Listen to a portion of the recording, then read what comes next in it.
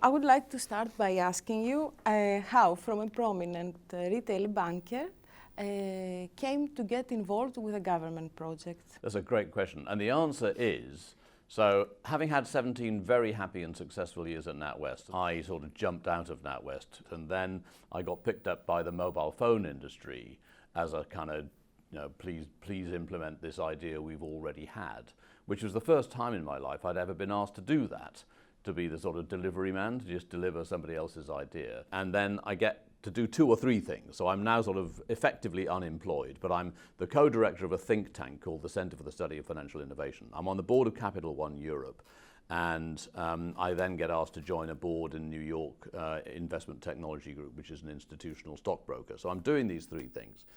And then we have a dinner at the think tank, and in comes Paul Miners.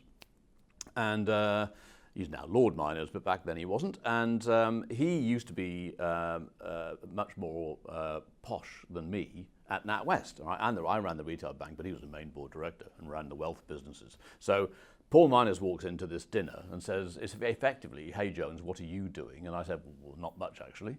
So he says, right. And then I get a call from Egon Zehnder, the headhunter.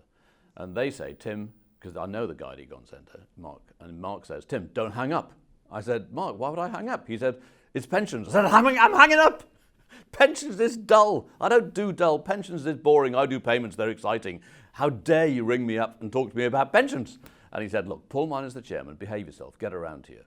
So I go and see him, and I kind of listen, and I thought, actually, this is potentially quite a lot of fun, because we've got to build this big pension plan within or semi-detached from government, but it's got to be used in the private sector and compete with the private sector.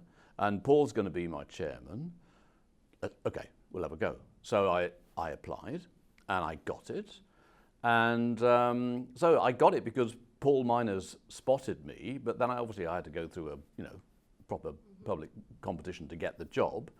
But I felt good about it because people I knew and trusted were saying that this was a me-shaped job.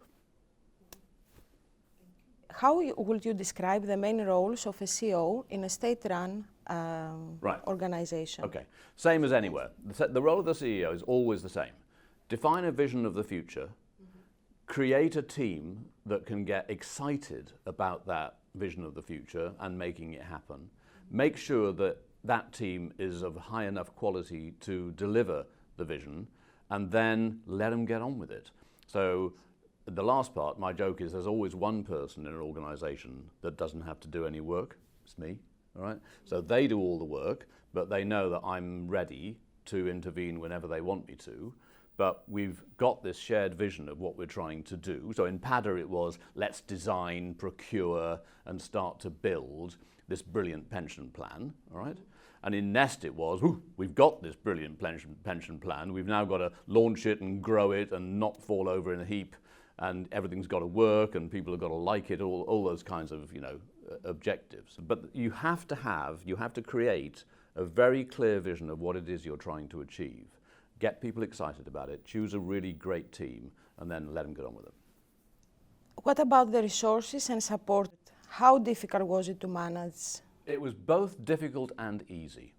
It was, let's do the easy bit. We were coming in towards the end of a Labour administration. And I don't know whether this is always the case, but I was surprised at the amount of money available. So money was not an issue. I had more money in my budgets than I needed. But what was difficult was working inside the public sector rule book.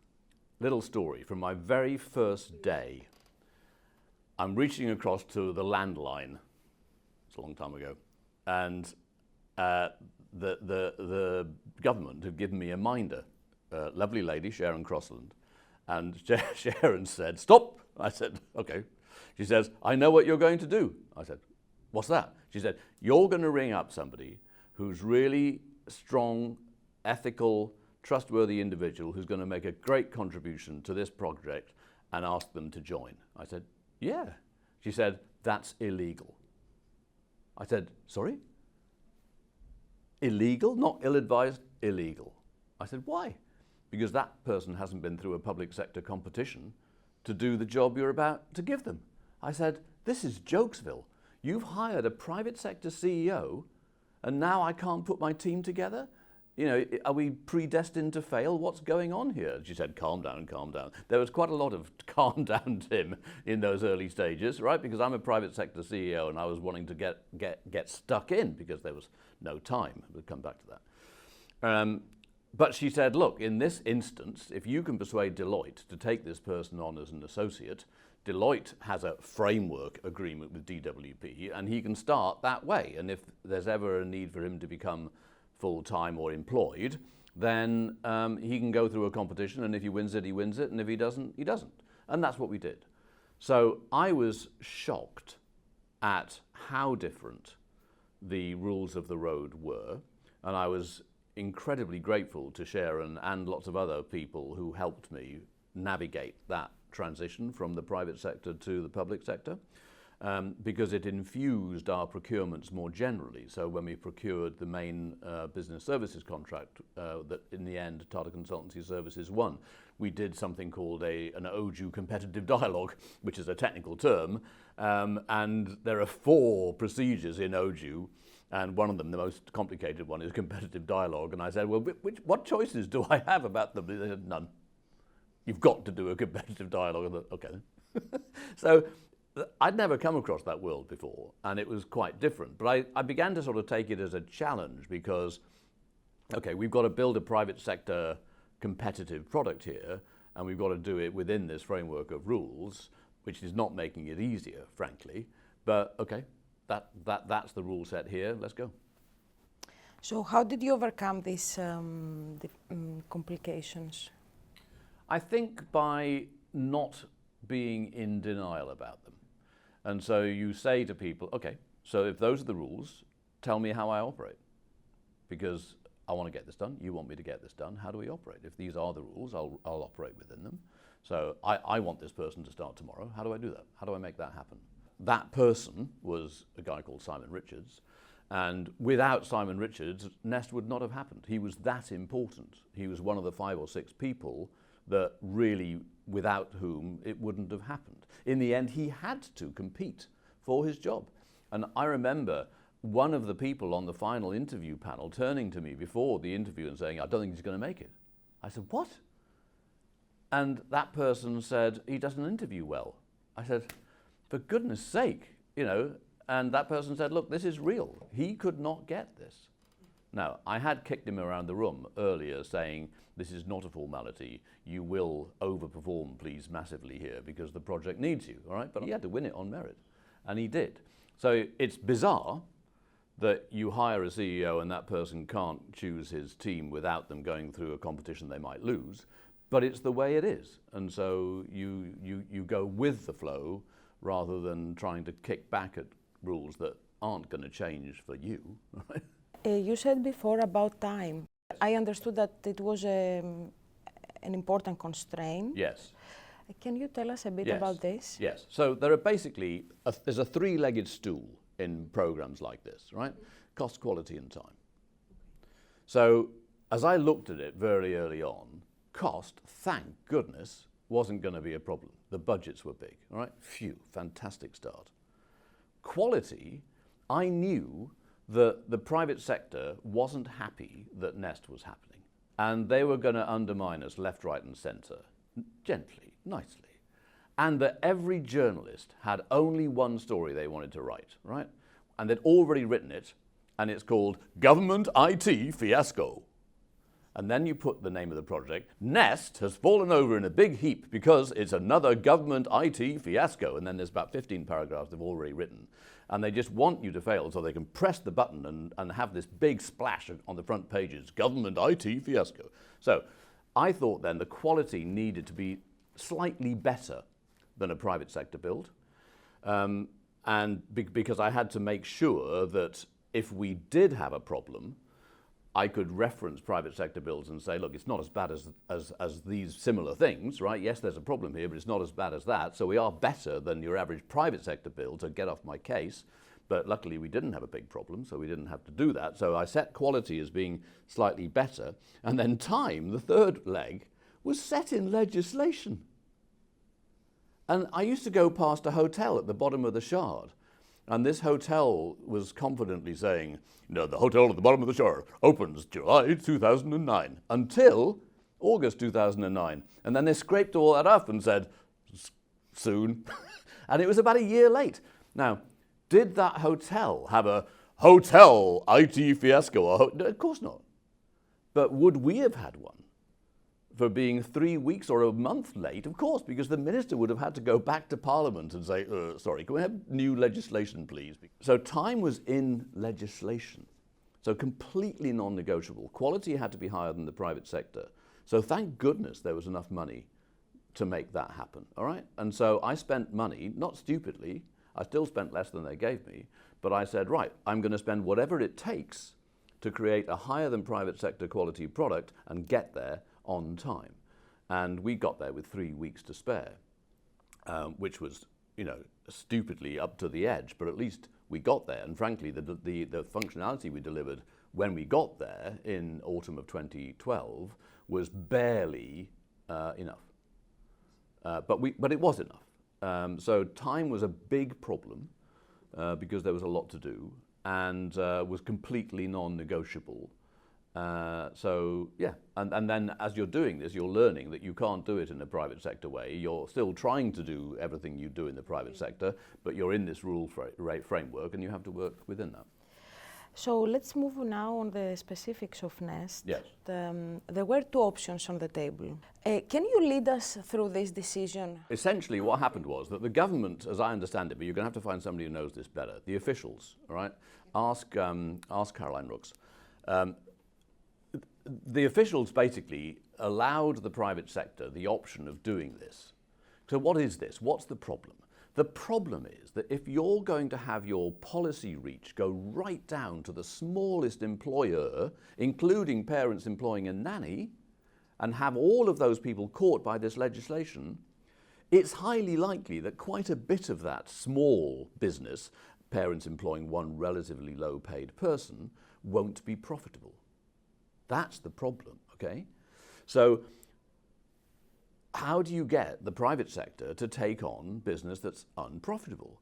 So the government said, look, none of you want the unprofitable business, but we won't build this thing, the NPSS, if you agree to take the unprofitable business one at a time in a carousel. So you get an unprofitable bit, then you get one, and around. That's why it's called carousel. And consistently, the private sector said, no, we'll take the business that's profitable, and we won't take the business that's unprofitable. Right? And the last time this happened was in the Steve Webb review after the general election of 2010, where he had the whole thing back again, and he said to them, it's not too late to stop, I'd better ask Steve about this, but it's not too late to stop what was now named Nest, but you guys are going to have to accept a carousel, because we're not changing the policy intent. So, and they said, no, and repeated the same thing, right? And so it came back, Steve saying to me sort of September, October 2010, we've had our review, and the good news is, Tim, we want you to continue to the original timetable. And this was after stopping us for 6 months in the summer of 2010, right? Hilarious. Only somebody who's never delivered a big program could look you in the eye and say, great news, we want you to continue to the original timetable, having stopped you for 6 months. Or maybe I'm being naughty, 4 months, but at least 4 months, right? But there's another story about the procurement, which I should tell, that allowed us, we saw this coming, allowed us to duck and weave a bit around that problem. There were a number of procurements, but one stood out, okay? In the end, 600 million pound over 10 years deal with CCS to do business services, which includes all the IT. So the IT engines that run Nest and all of the call center and most of the middle office administration, tiny bits kept in Nest, but most of the administration, in a single big contract. And we competed that contract using an official journal of the European Union Competitive Dialogue, an OJEU Competitive Dialogue, and we had a process that was due to finish in June 2010. And then we discovered there was going to be a general election in May 2010. And anyway, we had decided, that's me and Simon largely, had decided that we wanted to put pressure on the bidders because we wanted to be fair to them. It's a hugely expensive business to actually participate as a bidder. It's millions of pounds to participate as a bidder in one of these competitions, right? And we didn't want to sort of string people along and say, hey, great, continue in the competition when we knew they were toast, right? So what we were doing was giving them, we had 4 of them towards the end, and we were giving them feedback saying, you're light brown, or you're crisp, right? You're dead, right? So get out of here. And they did. They got out of there in the end. And in October 2009, TCS was the last man standing, the only person left in the competition, but we hadn't closed the deal. And the shadow, Steve Webb, the minister-to-be, when he was in opposition, said, Tata has padder over a barrel, right? Because we'd allowed them to be the last competitor standing. But we knew, and by the way, I'm biased now because I work for the Tata Group, and you have to recognize that. But the reason we allowed that to happen with them was we knew they were ethical, and that they wouldn't abuse their position of being the last person standing. But what we then did, because they were the last person standing, we then went to the government and said, we want to curtail this competition. There's only one bidder. We want to go through the process now of closing this off and sign the deal at the end of March 2010. And that means we'll be in ahead of the general election. That gave the government a problem because governments of the last government cannot tie the hands of a future government. So we had to structure the contract with a 6-month starting period, so which whoever won the May 2010 general election could stop it again in the autumn of 2010 if they wanted to. But we were allowed to close the competition. And I remember John Codling, who was the finance guy top finance guy at the DWP at the time, going in the critical meeting with Sir Lee Lewis, the permanent secretary, and saying, Lee said, I can't do his accent, but it's a lovely accent. This proposal is considerable. Which didn't mean it was big, it meant it was capable of being considered. I'd never heard the word considerable used in that context before. That was very funny. But John Codling is a genius, and we needed John's support because he was advising his permanent secretary that it was okay to consider foreshortening this competition and closing it at the end of March. Having closed it at the end of March, we were then able to work through the period through the summer of 2010 where we had predicted that the new minister, whoever it was, would say, review, stop the music, not allowed to hire anybody, can't sign any contracts, right? And so we said, yeah, that's fine. Well, we didn't. We complained because I still wanted to hire people, but at least we'd signed the contract. So we were continuing to work with TCS through that summer of 2010, because we'd signed it in March. Yes, they had to go through a hurdle in the autumn of 2010 to get reconfirmed, but that was after Steve's review, and it did reconfirm everything, so that was fine. But had we not signed the contract in March and not been able to work through the summer, we wouldn't have hit 2012, right? You can't stop a program that's got a complex interdependent plan for 6 or 4 months and expect to hit the same timetable, right? That's not the real world. So we had managed to duck that review period that we could see coming with a new government. Why did you think this project reached a cross-party consensus and therefore you managed to continue? Right. So that's a very big question. You'll need to bring together answers from a series of people. So from my perspective, the core of it was that the Pension Commission did a fabulous job in 2 dimensions. The first dimension is that their analysis of the problem was impeccable. But the second dimension, as important, so they got the answer right, but the second question, as important, was the way they took the stakeholder community with them was a model for how you do this, okay? And so what they did was they had 2 pension commission reports. The first one didn't go anywhere near a solution. It just drew people through the problem set to get them to agree that the problem set was the problem set, right? With loads of stakeholder engagement. And then, shazam, here's the answer. And in the second report, with loads of stakeholder engagement and consultation. But because you've been brought into kind of owning up that, yeah, these are the problems, it's very difficult to argue against the solution once you see it laid out. So this is very clever. Why it was difficult? Well, because you've already said, yeah, I agree, this is the problem. And then you've got this beautiful solution that answers the problems. And you're going to disagree with that? How are you going to do that then? Okay, so especially if you've been consulted every step of the way. So we then, as Nest, I could have said, go away stakeholders, right? I'm just the delivery guy. Leave the politics to the politicians. I'm just the delivery guy. Get out of my hair. I'm just building an engine here, right? But I didn't, because that would have been suicidal. So what I did was to hire some very clever mixture of civil servants and externals and run an extensive stakeholder engagement activity from within Nest, because we needed to keep our stakeholders with us, because some people liked us, some people didn't. And the old story, keep your enemies close, friends close and your enemies closer, right?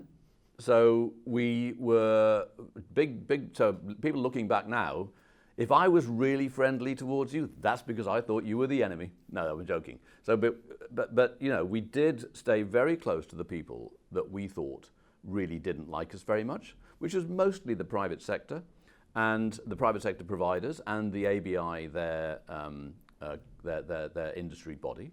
Luckily for us, some of the officials at the ABI were really good people who were struggling to disagree, even if they felt that they should. But with the private providers, we tried hard to keep to what we were supposed to do, but we were trying to do the very best job we possibly could. And we were being quite novel in the construction of this scheme, and we were being very high tech, because I couldn't afford to have any paper. That's what I was joking about, these paper release consent forms, right? We had no paper, no paper at all if we could get away with it in Nest. We couldn't afford it. We couldn't afford to be having deluged bits of paper coming through the post, right? It was all electronic. So we had the luxury of no legacy. So we could look at, and we did. I remember going to two places. I went to Standard Life, and I went to B&CE, Standard Life in Edinburgh and B&CE in Crawley, and got shown around aspects of their world, and I'm grateful for both of those people. And I remember going to B&CE with Helen Dean, and we looked at each other afterwards and said, as a laying out of how not to, that place takes the biscuit, all right? Now, they turned that against us later on, and something I really had to grit my teeth. I was very cross, because they said, Tim and Helen came down to B&CE, took away all of our brilliant ideas, and that's what led to the design of Nest. In fact, we went down there and thought, oh my God, this is how not to do it, and made sure we did a whole lot of things not the way they were doing them at B&CE, and that's the truth. And I was very cross, having to sit on a panel gritting my teeth while this B&CE salesman, I think they were called the People's Pension by then, start saying how much we'd sort of nicked from their business processes. It was the reverse. We thought their business processes were poor. I brought some of my payments experience into this. I was heavily involved in the creation of the Switch debit card scheme. And the Switch, I won't bore you with the details of this, but there's an analogy here. When we launched Switch, that was in the world before you were born, where when you paid with a credit card, you did a zip-zap thing, which was a multi-layer piece of paper in something that looks like a shoe measuring device, right?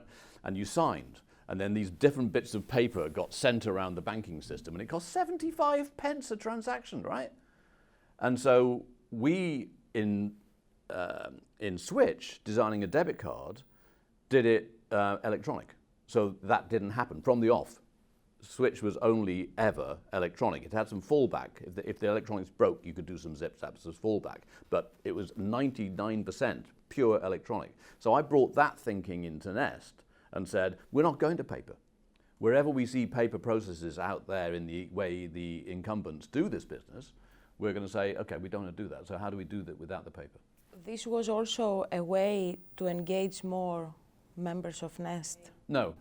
The electronics was all about saving money and making things incredibly easy, because not for the members. Obviously, more and more of the members were happy dealing electronically, but there were going to be a significant minority who would have loved more paper from us. But we just didn't want to waste their money, frankly, by sending them paper.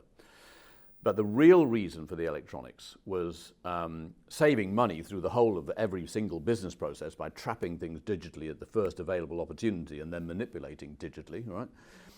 And it was to make life incredibly easy for the employers, because the most difficult thing about Nest, technically, was nothing to do with the members. The most difficult thing, and that had never been done anywhere in the world, was to bring in 1,000 new employers in one business day and then do it all again tomorrow. And most of these employers would be barely able to spell pension. And the example I used to use, because we were on Borough High Street, was the Chicken Cottage franchisee, newly arrived from insert country of choice. So this person has arrived from insert country of choice, has taken a Chicken Cottage franchise, is struggling with English, very good at chicken, right? They're on Borough High Street and they're knocking the stars out, and then all of a sudden they get this letter that their mum or somebody translates that says you've got to offer a workplace pension, and they're saying, you know, with barbecue sauce? So they haven't got a clue. So how do you get these people to successfully join a workplace pension scheme, 1,000 of them today, and then do it all tomorrow, without the 1,000 that you've had in today clogging your call centre up for the next 3 weeks as they say, I don't understand clause 35. So that was the difficult part of the design. And so, for example, we worked heavily with the payroll industry, so that you could sit in your piece of payroll software doing payroll, which they had to do, right? And then you could message out to Nest without ever going to Nest. You had to go once at the beginning to sign up. But once you'd done that, you could message out from the payroll software to Nest and get your answer back, so that you could work in the payroll software. We also created a system where intermediaries or accountants and administrators could manage a battery of employers, all electronic again, so that they could sort of outsource the bits they couldn't do for an affordable sum, if you're running a Chicken Cottage franchise, or a hairdresser's business, or a plumber's business, or a decorating business, whatever it is you're doing, that you're good at, but you're no good at pensions, right? That's most small businesses. So we could let them outsource it for an affordable price and have these administrators have this software dashboard through which they could, and we call that Nest Connect, through which they could then manage hundreds of, if not thousands, of employer customers. So we worked incredibly hard making this possible to do 1,000 employers a day. The third dimension of it was making the actual route through the software itself. If you came to the Nest website and just wanted to do it, we made that as easy as possible. And it went through iterations where we found out where people were struggling and we changed it. And so, you know, because you don't do everything right in the first time. So we were trying to improving it to make it as easy as possible. I would like now to go back to the pensions industry and the stakeholder management involved. Yes. So we said before that the main challenge actually for Nest is to balance unprofitable accounts to make one day Nest profitable or break even. And you told me that the industry didn't want this unprofitable account. So why Nest was a problem for the private sector? Right. So I'm going to be rude now about some people in the private sector, but hey, that's what happens. The private sector in the financial services makes too much of its money out of what's called information asymmetry, which is that the private sector knows this much about the problem, and the punter who's buying the service knows this much about the problem. Okay? And that gap between what they know and what you as the consumer know can be exploited. And it is. And people end up paying too much money for their financial services products. And that money ends up being driven, it's a BMW 5 Series with golf clubs in the back, to a golf course where a whole bunch of people take out enough money to afford a lifestyle that involves BMWs and golf clubs, right? That is a caricature, but there's more than a grain of truth in that caricature. Now, the beautiful thing about Nest was it was public sector, so none of us was getting wealthy, right? We were being paid what we were being paid, but we didn't own this thing. There were no incentives for us to kind of create value in any capitalist way here. And in law, it's being run under trust. And in trust law, it's very simple. You have a legal duty to act in the best interests of the members of your trust, who prospectively would be the millions of members of Nest. So it was our job in law to give them the best possible outcome, right? And there's a very famous case, Scargill v. somebody, which kind of went through this. Do trusts have to essentially largely work in the best financial interests of the beneficiaries of the trust? And the answer was yes. So we took that very seriously. And low cost, therefore, is driven into every aspect of the design of Nest, but not low cost at the cost of fund performance. So we were trying very hard to get a virtuous combination of low cost and high long run performance. And if you're going to interview Mark Fawcett as part of this, you need to talk to Mark about the design of the investment strategy. But I'll just give you one example. Often in an investment management structure, when you get towards the end of your life and you've got high volatility assets that you don't want anymore in your portfolio, you sell them out, all right? And somebody younger would buy in a separate transaction those higher volatility products because they need them, and they would then hold them until they don't need them anymore, right? We don't do it that way in Nest. I shouldn't say we anymore. Nest doesn't do it that way. What we designed was, when you came to the end of your use for that high volatility asset, we wouldn't sell it, there wouldn't be a transaction. It would be priced to market today and then transferred in the database to the younger person. So no transaction, and therefore no transaction costs. All right? So that's just one example of how we try to minimize the frictional costs that just take performance away from people. And then the other thing that Mark will talk much more about, more clearly than me, is making sure that the members of Nest played the very smallest possible part in the management of their money, because we didn't think that was in their best interests, right?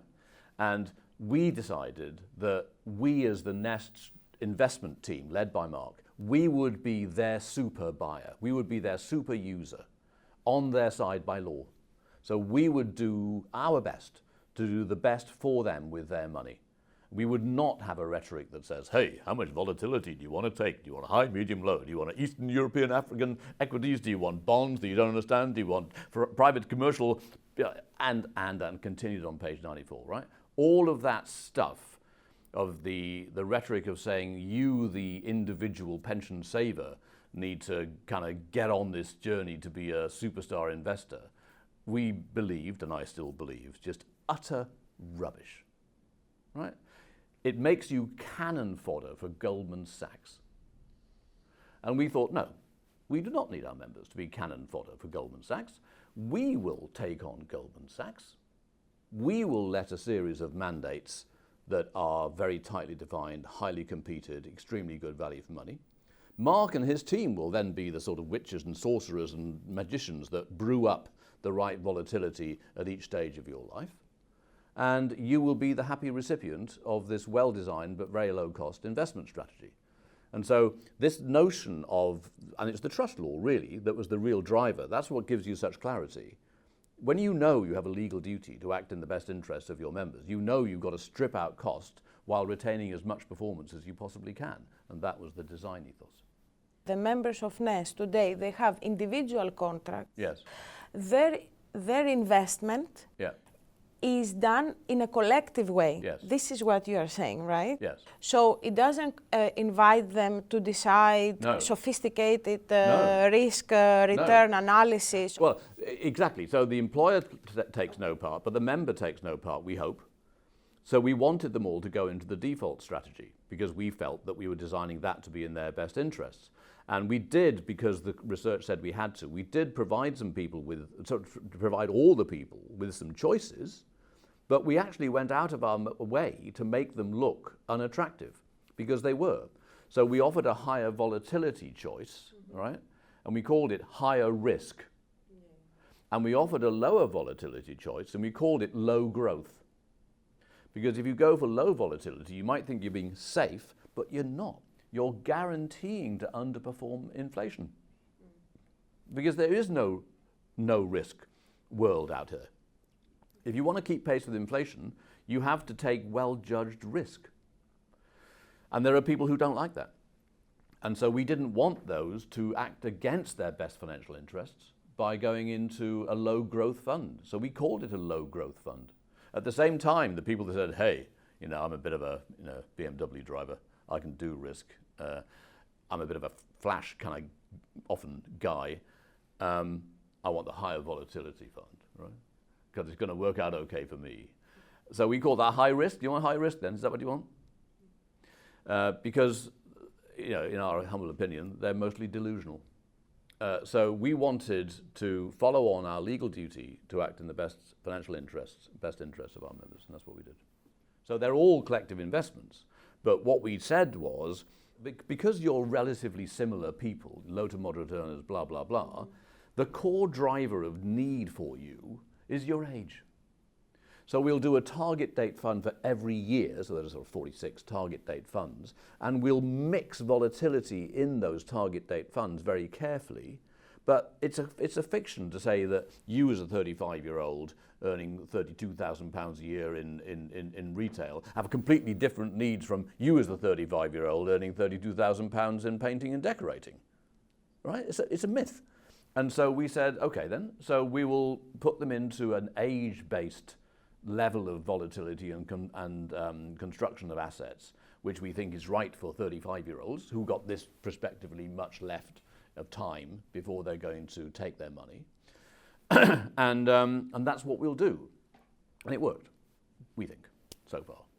Do you think that there are barriers for Nest to expand and help people to save? Yes, so there's one obvious barrier, which is that when Nest was designed, the legislation in the United Kingdom required people to buy an annuity at the point where they decumulated. And then the Conservative administration around 2014 introduced what was called pension freedoms, where you could take cash. That's one change. Another change was that the requirement to decumulate and buy an annuity was linked structurally to an old idea, which is that you got to 65 or whatever it was, and then there was a party, you got given a watch, and that was it. You went and sat in the corner dribbling for a couple of years, and then you died, all right? So you had this kind of cliff edge of retirement, and people stopped working. So that isn't the way the world is anymore. So work continues for lots of people for a long time, and we knew for a number of our members, in order for them to have the lifestyle they aspired to, or something close to it, they would have to work beyond a traditional retirement. So cliff edge retirement changed, and pension freedoms arrived. And so for me, it's an absolute requirement that Nest becomes a whole of life offer. At the moment, it isn't. Nest, basically you get to the point of decumulating and you have to take your money somewhere. So I think that's plain wrong. And so again, with the private sector not being hugely happy, they're going to have to get over it, and Nest is going to have to be allowed to become a whole of life provider, where it's done loads of work on this already, even when I was there, so that you can have these mixtures of taking some of your money in annuities, some of your money is drawdown, some of your money held back as a lump sum for risks and shocks in your life, right? Those sorts of ideas, and that you'd have a relationship then with Nest until you die. So That for me is an absolute requirement. The second thing, which is just being experimented with Sidecar, which I think is very exciting, is to see the extent to which the ethos and approach of Nest can move out from pension saving into other aspects of people's savings. So one thing I am still involved with is I'm a non-executive director of the Money and Pension Service. And the Money and Pension Service, one of the issues that we are tackling in that context is problem debt. And the statistics about how few people in our country can put their hands on 500 quid to solve a problem like the central heating boiler exploding or the car needing a new gearbox or whatever it is, right? It's staggering. It's really bad news. So things like pension sidecar, where if you over contribute into the pension, it fills up this sidecar thing before the rest of it then goes back into the pension. I think it's a brilliant idea, and I'm going to be very interested to see how well that works. But the more general point is that the ethos of Nest, which is to introduce to people a trusted, not-for-profit, ideally trust law-based construct, can that be put more generally into savings products? So not a sidecar link to pensions, but just a savings product where effectively you'd be saying all of the ideas that went into Nest for pensions are here for savings. Do you fancy some? Right? So I think that would be really good, because one of the ways you can think about Nest is that the construction made it a white knight, a very well-behaved operator or participant in a market that has a history of being a little bit badly behaved from time to time, however much the PR companies of the private sector will brief against that, okay? And so I think there is a role for this approach in other parts of financial services. A general question about the introduction of soft compulsion of auto-enrollment rather than a hard compulsion. Yes, absolutely. Why do you think this was the choice? Right. So there's a phrase in English, council tax. So what this means is, if something is viewed as a tax, people get very cross. How dare you tax me? It's a new tax, right? Council tax did huge damage to the government of the day when it was introduced. So the policy needed to get people to part with their money, but needed to try to make sure it didn't get portrayed as a tax. So that's one dimension of it. Another dimension of it, and this for me is the critical one, is that there are 3 rock-solid excuses that people give for not saving in the pension. And remember that pension is a deferred gratification product. You lose money now for decades, and it pops up later. How good is that, all right? So these are the 3 rock-solid defenses. The first one is for people aged under 35, right? I am invincible. I want to go on holiday, buy clothes, get horribly drunk, have lots of sex, generally enjoy myself. I'm under the age of 35. Pensions are for old people, and I'm not. I am invincible.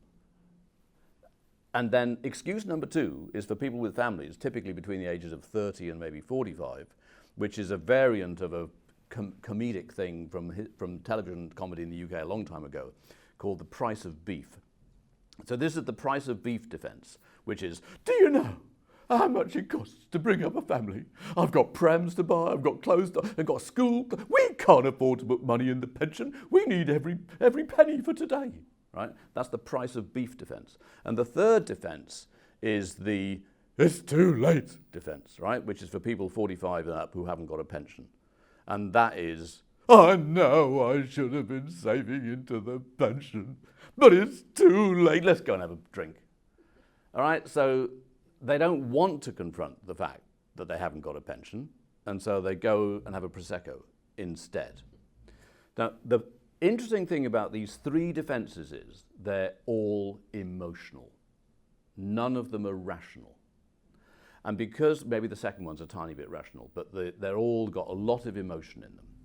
Any marketeer will tell you it's bad enough trying to go up against a rational objection. Going up against an emotional objection is almost impossible. Right? So why did people think that auto-enrollment, soft compulsion would work? Because underneath each of those defenses, there's a little voice that's saying, actually, I know I should be doing this. I can't know I should be doing this, right? And so the behavioral economists were saying, look, you've got to latch on to that little voice somehow.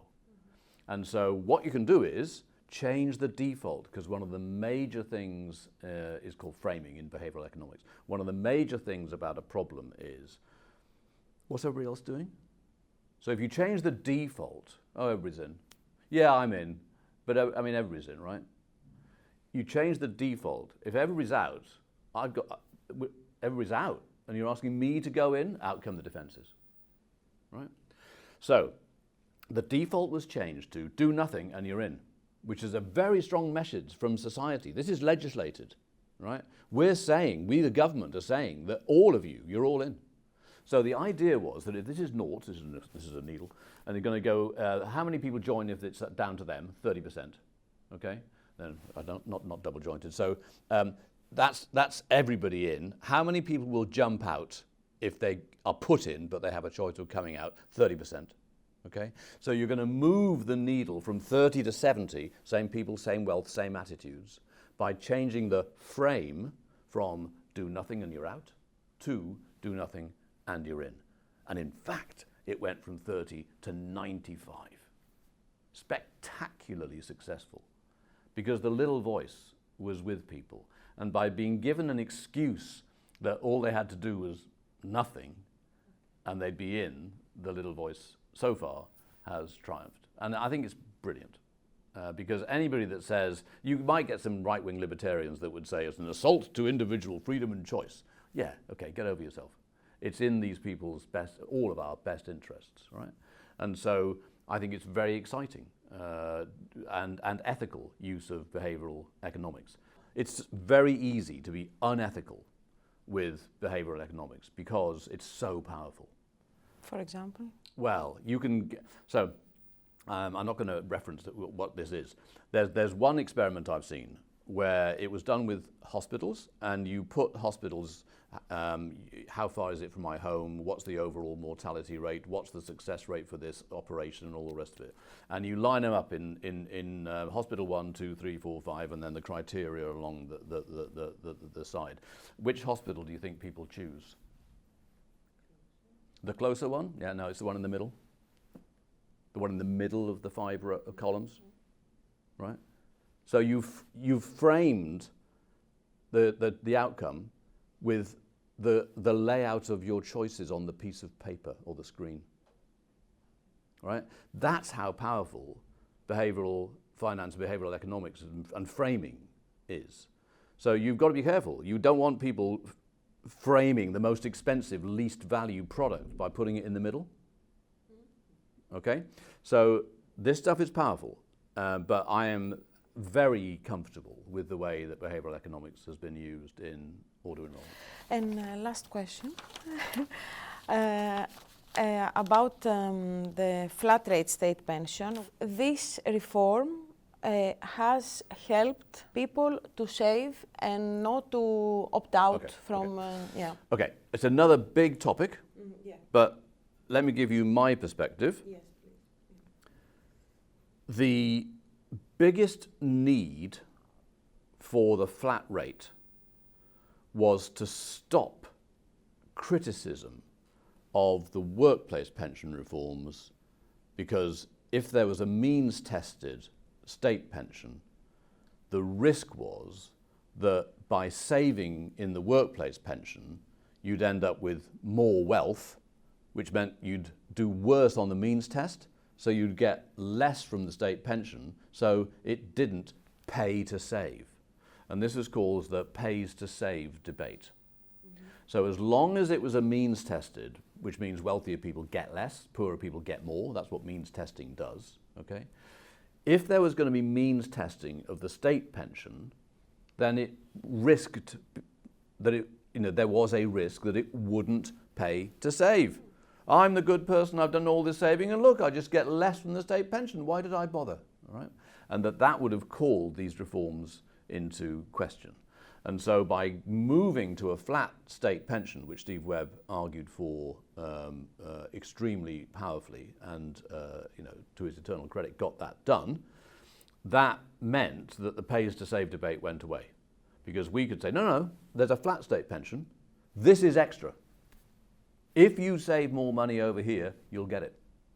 And the clarity and simplicity of being able to say that unequivocally was central.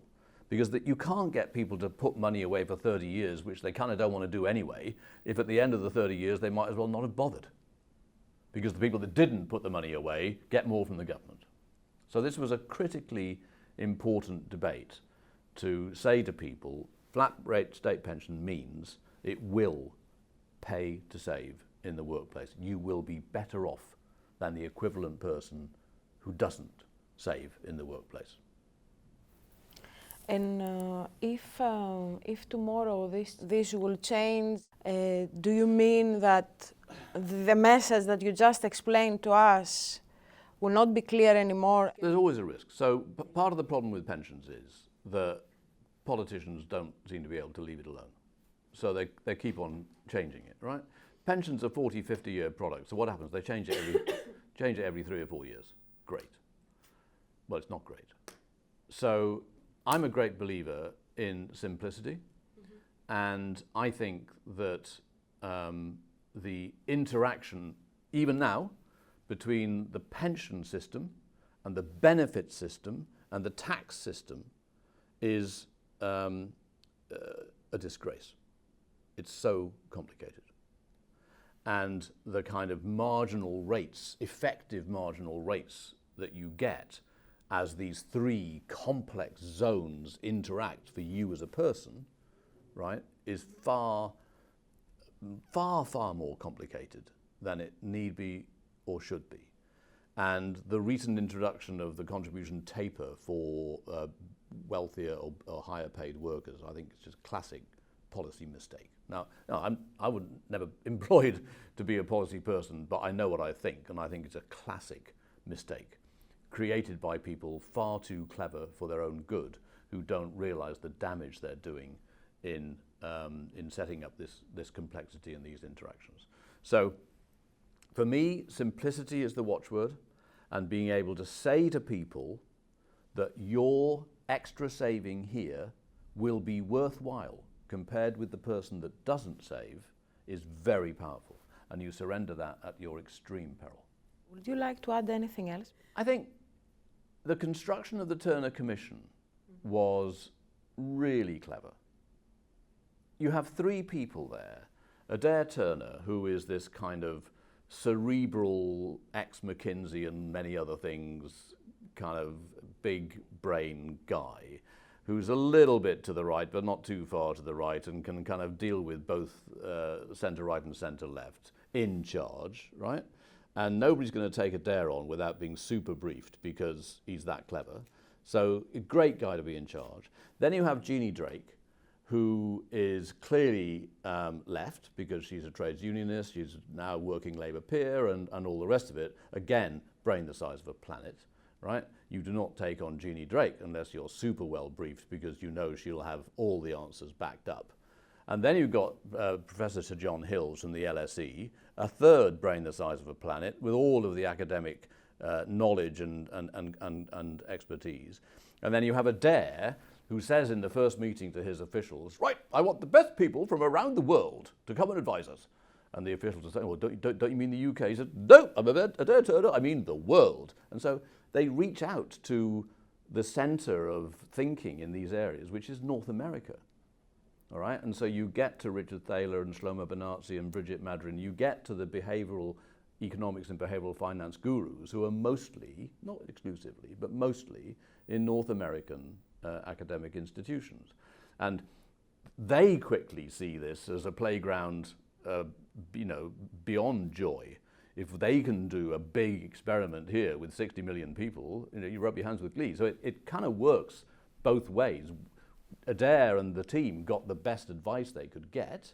They could obviously decide to not take it, but if they took, to the extent they took it, here was a 65 million person playground for the academics to see what some of these ideas would look like implemented in anger. And so it was a very successful relationship.